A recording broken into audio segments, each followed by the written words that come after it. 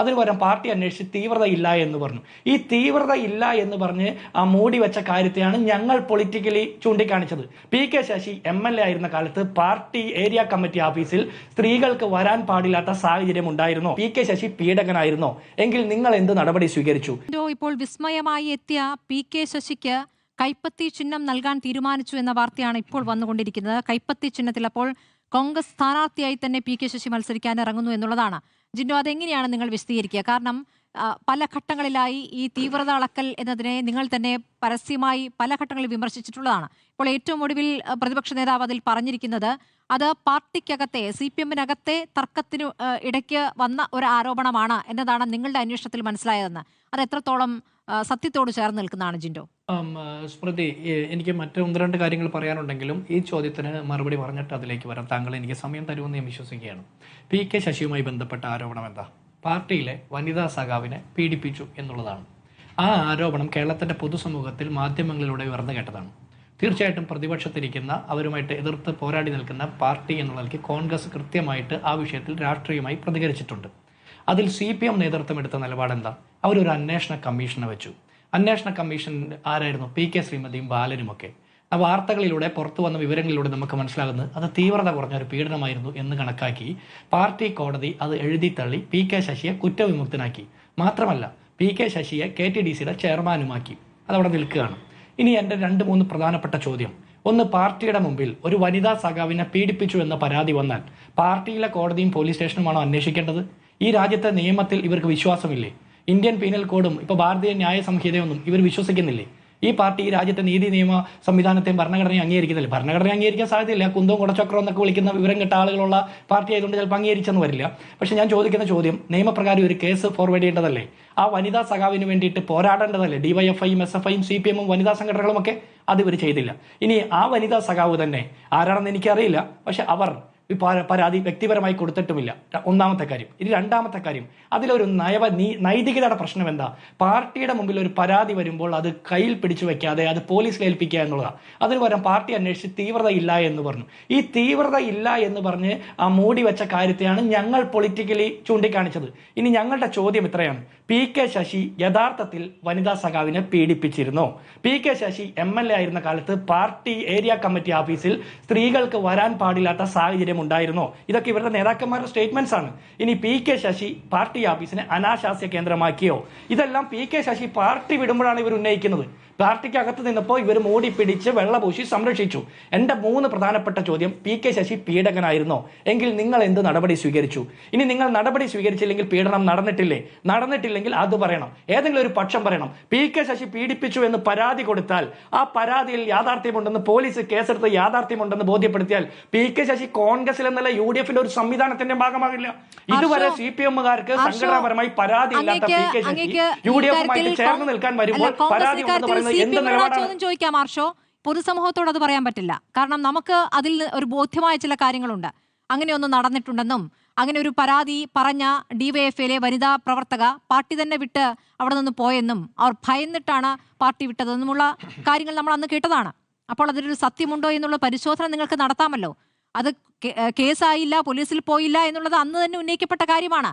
ഇപ്പോൾ അത് നിങ്ങൾക്ക് ഒരു പി കെ ശശിയെ സ്വീകരിക്കാനുള്ള വഴിയാകുമെന്ന് നമ്മൾ ആരും കരുതിയില്ല. ഇപ്പോൾ നിങ്ങൾ കൈപ്പത്തി ചിഹ്നം തന്നെ കൊടുക്കുന്ന മെസ്സേജ് ഉണ്ടല്ലോ, അത് CPM-ന് കൊടുക്കേണ്ട മറുപടി അല്ലെന്നേ. പൊതുസമൂഹത്തോട് നിങ്ങൾ എന്ത് മറുപടി പറയുന്നു ഒരു കാര്യമുണ്ട് ഈ വിഷയത്തിൽ. തീർച്ചയായിട്ടും സ്മൃതി, ഇതിൽ എൻ്റെ വ്യക്തിപരമായ അഭിപ്രായത്തെക്കാൾ എൻ്റെ സംഘടനാപരമായിട്ടുള്ള അഭിപ്രായം പറയാനാണ് ഞാൻ ഈ വേദിയിൽ വന്നിരിക്കുന്നത്. അതുകൊണ്ട് സംഘടനാപരമായി കോൺഗ്രസിന്റെയും UDFന്റെയും രാഷ്ട്രീയ അഭിപ്രായമാണ് ഇക്കാര്യത്തിൽ പറയുന്നത്. ഞങ്ങൾ ഇപ്പോഴും ചോദിക്കുന്നു, പി കെ ശശി അക്കാര്യത്തിൽ കുറ്റക്കാരനാണെന്ന് CPM-ന് ബോധ്യമുണ്ടോ? കേരളം 10 വർഷമായിട്ട് ആഭ്യന്തര വകുപ്പ് ഭരിക്കുന്ന പാർട്ടിയോടാണ് ഞങ്ങളുടെ ചോദ്യം. എങ്കിൽ നിങ്ങളുടെ നടപടിയോടൊപ്പം ഞങ്ങൾ ഞങ്ങളുടെ രാഷ്ട്രീയ ബോധ്യം പറയാം. ഇനി ഒറ്റ കാര്യം ഞാൻ അതവിടെ നിൽക്കട്ടെ. പി കെ ശശിയുടെ കാര്യം മാത്രമല്ല, CKP പത്മനാഭന്റെ ആരോപണമുണ്ടല്ലോ പി ശശിയെ കുറിച്ചിട്ട്. അയാൾ രോഗിയാക്കപ്പെട്ടതും പാർട്ടിയിൽ നിന്ന് പിന്നോട്ടടിക്കപ്പെട്ടതും ഒക്കെ പി ശശിയുമായി ബന്ധപ്പെട്ട ആരോപണം ഉന്നയിച്ചതിന്റെ പേരില്ല. അതേ പി ശശിയാണ് കേരളത്തിലെ മുഖ്യമന്ത്രിയുടെ രാഷ്ട്രീയ ഉപദേശകനായിട്ട് സെക്രട്ടേറിയറ്റിനകത്ത് ഇരിക്കുന്നത്. ക്ലിഫ് ഹൗസിനകത്ത് ഇരിക്കുന്നത്. അപ്പൊ ഇവരിൽ നിന്ന് തെറ്റിപ്പിരിഞ്ഞ് UDF-ലേക്ക് വരുമ്പോഴാണ് ഈ ആരോപണം. ഞങ്ങൾ നേരത്തെ ഉന്നയിച്ച ആരോപണത്തിലെ നൈതിക പ്രശ്നം പാർട്ടിയിലെ എന്നല്ല ഏത് പൊതുപ്രവർത്തകനെതിരെയും ഏത് രാഷ്ട്രീയ പാർട്ടിയിലെ പൊതുപ്രവർത്തകനെതിരെയും ആരോപണം വരുമ്പോൾ, പ്രത്യേകിച്ച് സ്ത്രീകളുമായി ബന്ധപ്പെട്ട ആരോപണം വരുമ്പോൾ അത് പോലീസിന് കൈമാറുകയും കേരളത്തിലെയും ഈ രാജ്യത്തെ നീതി നിർവഹണ സംവിധാനത്തിലൂടെ അത് ക്രോസ് ചെക്ക് ചെയ്യപ്പെടണമെന്നുള്ളതാണ്, ഓഡിറ്റ് ചെയ്യപ്പെടണമെന്നുള്ളതാണ്. അങ്ങനെ ഒന്നും നടക്കാത്ത പക്ഷം, അങ്ങനെ ഒന്നും നിലവിൽ ഒന്നും ഇല്ലാത്ത പക്ഷം PK ശശിയുടെ ഭാഗത്തുനിന്ന് ആരോപണം മാത്രമാണ് അയാൾക്കെതിരെയുള്ളത്. മറ്റൊന്നും പറയാൻ CPM-ന് പോലും പറ്റുന്നില്ല.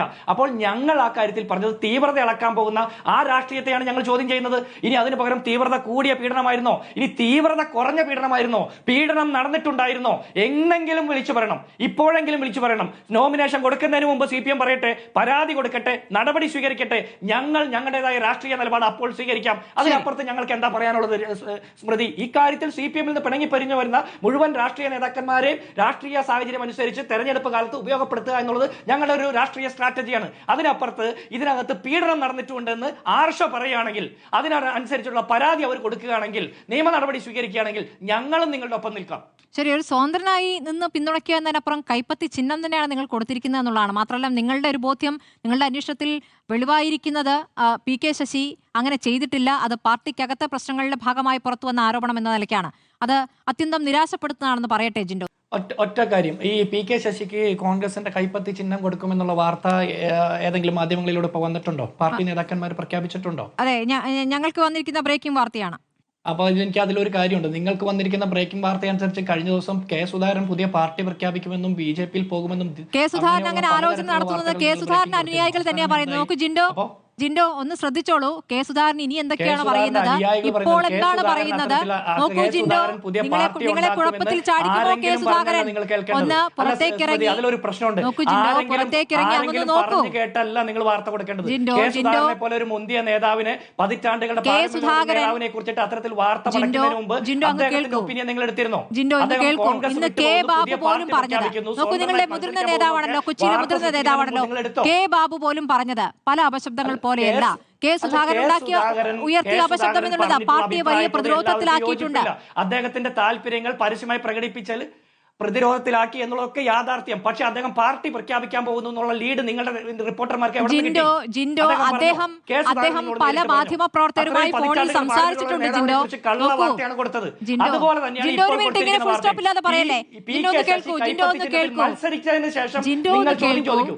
PK ശശി അല്ല, ഞാൻ പറഞ്ഞു പൂർത്തിയാക്കട്ടെ സ്മൃതി, ഞാൻ പറഞ്ഞു പൂർത്തിയാക്കട്ടെ. നിങ്ങളുടെ ചാനലിൽ നിങ്ങൾക്ക് പറയാനുള്ള ഇഷ്ടം പോലെ സമയമുണ്ട്. എനിക്കിത് പറയാനായിട്ട് ഈ ചർച്ച കഴിയുന്നവരെ സമയമുള്ളല്ലോ. ഞാൻ ഒരു കാര്യം ചോദിക്കട്ടെ, PK ശശിക്ക് കൈപ്പത്തി ചിഹ്നം കൊടുത്തു എന്നുള്ള വാർത്ത വരികയോ ഒഫീഷ്യൽ സ്റ്റേറ്റ്മെന്റ് വരികയോ ചെയ്യുന്നതിന് മുമ്പ് നിങ്ങൾ ആ ചോദ്യം എന്നോട് ചോദിച്ചു. അതിനി മറച്ചു വെക്കാവുന്ന ഒരു കാര്യമല്ലല്ലോ ജിൻഡോ, നമുക്ക് നോക്കാം.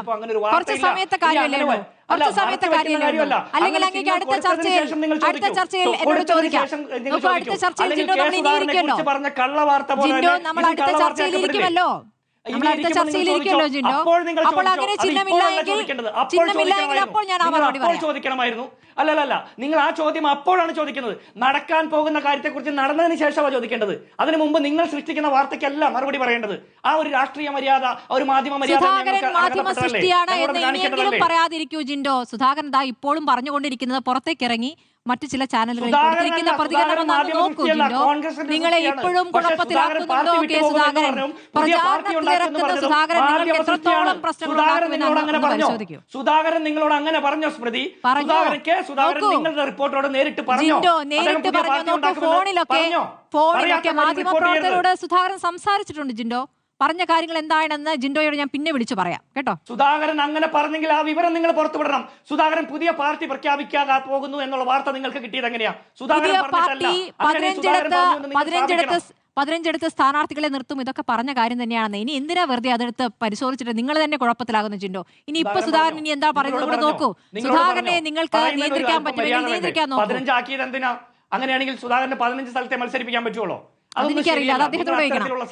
അത് എനിക്കറിയില്ല ജിൻഡോ, അതേ പറഞ്ഞ കണക്കല്ലേ. ഉറപ്പില്ലാത്ത കാര്യത്തെ കുറിച്ച് ചോദിച്ച് എനിക്കറിയില്ല ജിൻഡോ, ശ്രദ്ധ തിരിക്കാൻ പാടില്ല.